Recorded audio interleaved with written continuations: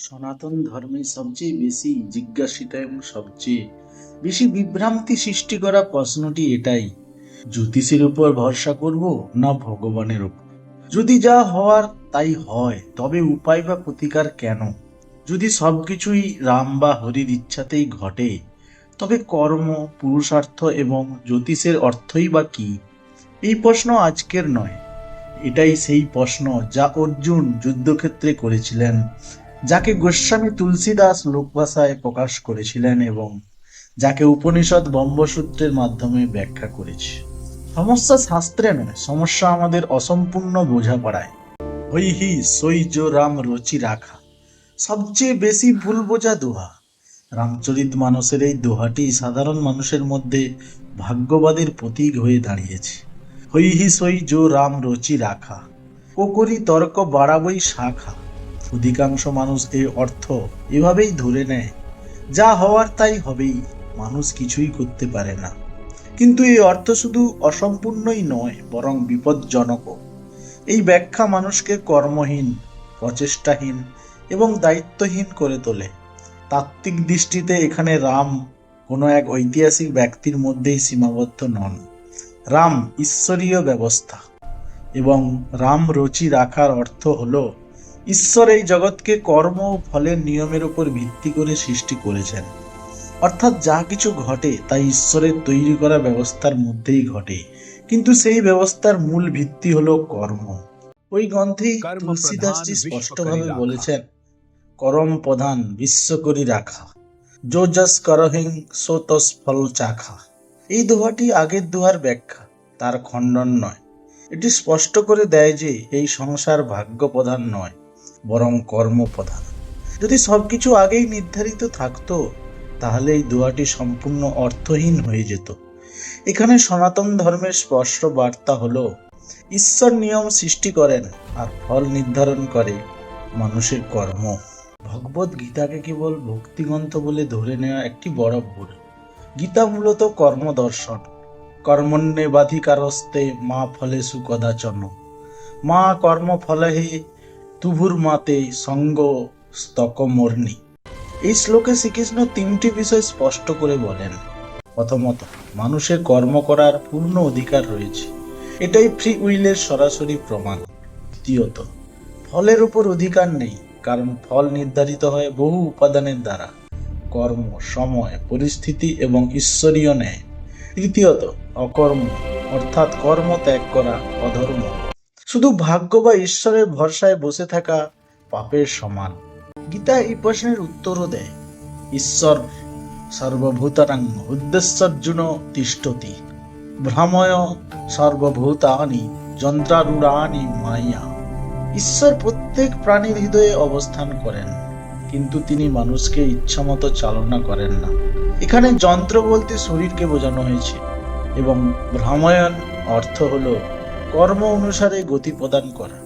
ঈশ্বর সিদ্ধান্তকারী, কিন্তু সেই সিদ্ধান্ত গ্রহণ হয় মানুষের কর্মের ভিত্তিতে। সনাতন ধর্মে ভাগ্যকে কখনোই জড়বস্তু, পাথরে খোদাই করে রেখা বা অপরিবর্তনীয় নিয়তি হিসাবে ধরা হয় না। ভাগ্য সম্পর্কে সবচেয়ে বড় ভ্রান্তি হলো মানুষ আগেই নির্ধারিত ভেবে কর্ম থেকে পালিয়ে যায়। অথচ শাস্ত্র অনুযায়ী ভাগ্য কোনো স্থির শক্তি নয়, বরং কর্মের গতিশীল পরিণতি। সনাতন দর্শন ভাগ্যকে বোঝাতে একে তিনটি স্তরে ভাগ করেছে। এই বিভাজন শুধু দার্শনিক নয়, বরং অত্যন্ত ব্যবহারিক। সঞ্চিত কর্ম হলো সেই বিশাল ভাণ্ডার, যেখানে আমাদের অসংখ্য জন্মের সুকর্ম ও দুষ্কর্ম সঞ্চিত থাকে। এই কর্মগুলি তৎক্ষণাৎ ফল দেয় না, তারা সময়ের অপেক্ষা করে। এই সঞ্চিত কর্মের ভিত্তিতেই পরবর্তী জন্ম, পরিস্থিতি, শরীর, পরিবার ও সংস্কার লাভ হয়। সঞ্চিত কর্ম সমুদ্রের মতো। এই জীবনে আমরা তার মধ্য থেকে ঠিক ততটাই ভোগ করি যতটা এই জন্মের জন্য প্রয়োজন। সঞ্চিত কর্মগুলির মধ্যে যেসব কর্ম এই জন্মে ভোগ করার জন্য পরিপক্ক হয়ে ওঠে, সেগুলোকেই প্রারব্ধ কর্ম বলা হয়। এই প্রারব্ধ কর্মই জন্মের সঙ্গে সঙ্গে আমাদের জীবনে প্রবেশ করে। জ্যোতিষশাস্ত্র মূলত এই প্রারব্ধ কর্মকেই পাঠ করে। জন্মকুণ্ডলী, গ্রহের অবস্থান, দশা, এসবই ইঙ্গিত দেয় কোন কর্ম কোন সময়ে ফলিত হবে। প্রারব্ধ কর্মকে সম্পূর্ণভাবে এড়ানো যায় না, কিন্তু তার তীব্রতা, দিক ও অভিজ্ঞতা অবশ্যই পরিবর্তন করা যায়। এই কারণেই একই গ্রহ দশায় কেউ ভেঙে পড়ে, আর কেউ সেই একই দশায় আধ্যাত্মিক উচ্চতায় পৌঁছে যায়। ক্রিয়ামান কর্ম হলো সেই শক্তি যাকে সনাতন ধর্ম সর্বাধিক গুরুত্ব দেয়। এগুলো সেই কর্ম যা আমরা এই মুহূর্তেই করছি, আমাদের চিন্তা, কাজ ও অনুভূতির মাধ্যমে। এই ক্রিয়মান কর্মই ভবিষ্যৎ নির্মাণ করে। এই কর্মই নির্ধারণ করে যে প্রারব্ধের ফল দুঃখ হয়ে আসবে না শিক্ষা হয়ে। তাই ভাগ্য বদলানো যায় না। এই কথা সনাতন দৃষ্টিতে অসম্পূর্ণ ও বিভ্রান্তিকর। মহাভারতে স্পষ্টভাবে বলা হয়েছে, উদগিনং পুরুষিংহ পৈতিলক্ষ্মী, অর্থাৎ লক্ষ্মী সেই ব্যক্তির কাছেই যান যিনি চেষ্টা করেন, যিনি পুরুষার্থ করেন।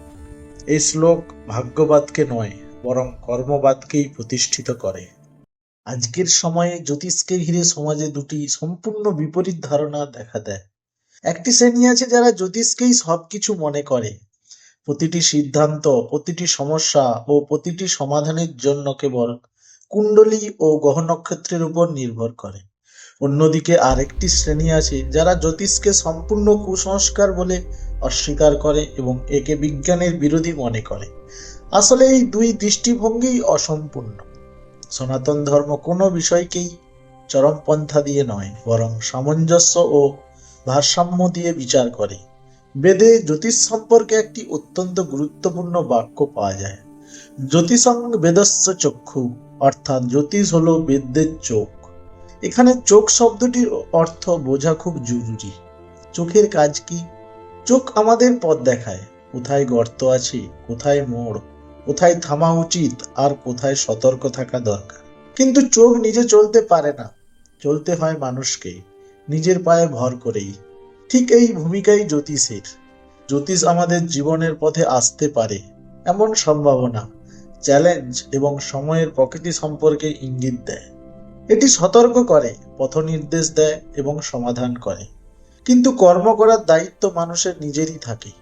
এই কারণেই বোঝা অত্যন্ত জরুরি যে জ্যোতিষ ভবিষ্যৎ নির্মাণ করে না। জ্যোতিষ কেবল এটুকু জানায় যে আমাদের পূর্ব ও বর্তমান কর্মের ফল কোন সময়ে, কোন পরিস্থিতিতে এবং কোন রূপে সামনে আসতে পারে। যে ব্যক্তি জ্যোতিষ বুঝেও কর্ম করে না, সে সেই যাত্রীর মতো যে স্পষ্টভাবে পথ দেখতে পাচ্ছে তবু এগিয়ে যেতে অস্বীকার করছে। অনেক সময় মানুষকে বলতে শোনা যায়, শনি খুব কষ্ট দিচ্ছে, রাহু খারাপ চলছে, গ্রহগুলো শত্রু হয়ে গেছে। শাস্ত্র এই ধরনের চিন্তাধারাকে অজ্ঞতা বলে মনে করে।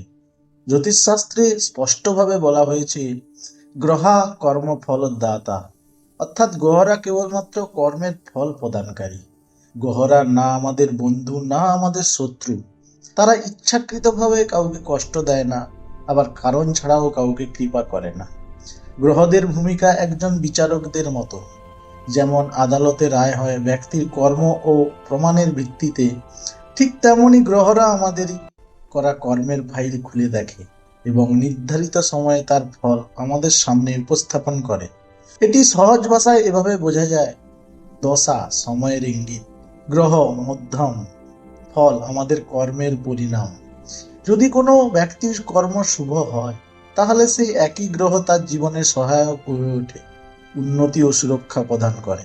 আর যদি কর্ম অশুভ হয়, তবে সেই গ্রহই কঠিন অভিজ্ঞতার মাধ্যমে শিক্ষা দেয়, যাতে মানুষ নিজের কর্ম ও চেতনাকে সংশোধন করতে পারে। সুতরাং দোষ গ্রহের নয়, দোষ সর্বদাই আমাদের কর্মের মধ্যেই নিহিত থাকে। এই প্রশ্নটি জ্যোতিষের সঙ্গে যুক্ত সবচেয়ে গভীর এবং সবচেয়ে বেশি ভুলভাবে বোঝা প্রশ্নগুলোর একটি। সত্যটি হলো, উপায় গ্রহকে বদলায় না, উপায় মানুষকেই বদলায়।